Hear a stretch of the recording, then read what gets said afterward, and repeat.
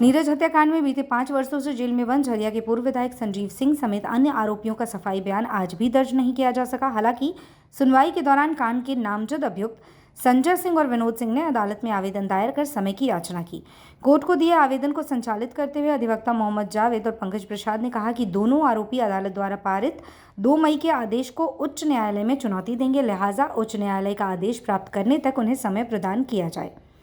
संजय विनोद के उक्त आवेदन का अपर लोक अभियोजक कुलदीप शर्मा ने पुरजोर विरोध किया और कहा कि अब बचाव पक्ष केवल मामले को लंबा खींचना चाह रहा है, इसलिए इन्हें समय नहीं दिया जाना चाहिए। दोनों पक्षों को सुनने के बाद अदालत ने दोनों के समय आवेदन को स्वीकार किया और सुनवाई की अगली तारीख निर्धारित की। आपको बता दें कि 25 अप्रैल को संजीव सिंह, पंकज सिंह, डब्लू मिश्रा ने, जबकि 27 अप्रैल को अमन सिंह, सागर सिंह, संजय सिंह, कुर्बान अली, विनोद सिंह, धनजी सिंह ने अभियुक्तों से पूछे जाने वाले प्रश्नों की पूरी सूची उपलब्ध कराने की याचना की थी, जिसे अदालत ने 2 मई को खारिज किया था और प्रश्नों की सूची सौंपने से इनकार किया था। आज की तारीख अभियुक्तों को सफाई बयान दर्ज करने के लिए निर्धारित किया गया था।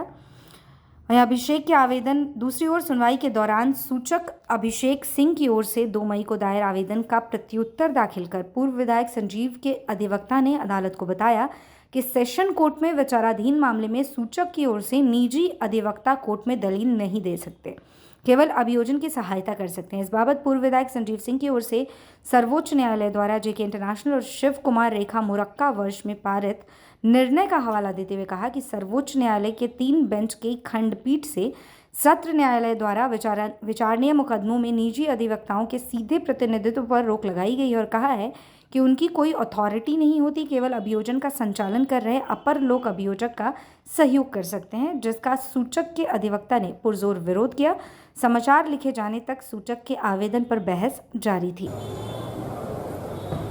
वकील साहब, आज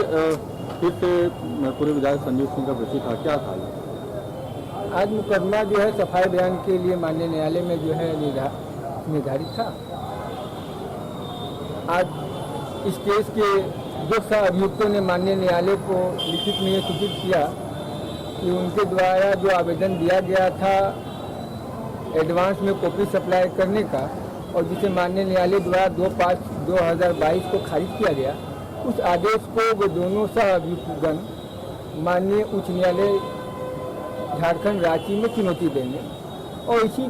के आधार पर उन लोगों ने एक समय आवेदन दिया था, जिसे माननीय न्यायालय ने स्वीकार करते हुए केस को एग्जाम करते हुए अगली तिथि निर्धारित कर दी, जिसके कारण आज अभियुक्तों का सफाई बयान न्यायालय में दर्ज नहीं हो पाया। दूसरी जो कार्रवाई इस केस में हुआ, पिछली तारीख में कथित सूचक जो मृतक नीरज सिंह के भाई हैं, उन्होंने एक आवेदन दिया था कि मेरे प्राइवेट लॉयर को मेरा पक्ष रखने से न्यायालय में रोका जाता है और इसलिए उन्होंने न्यायालय से जो है लिखित में आवेदन देकर उनके प्राइवेट अधिवक्ता को बोलने देने की अनुमति की मांग की थी। आज उस पर जो है सुनवाई हुई। हम लोगों ने उस आवेदन पर विरोध जताया कि ऐसा कोई प्रावधान नहीं है कानून में जो सूचक के निजी अधिवक्ता को सत्र न्यायालय में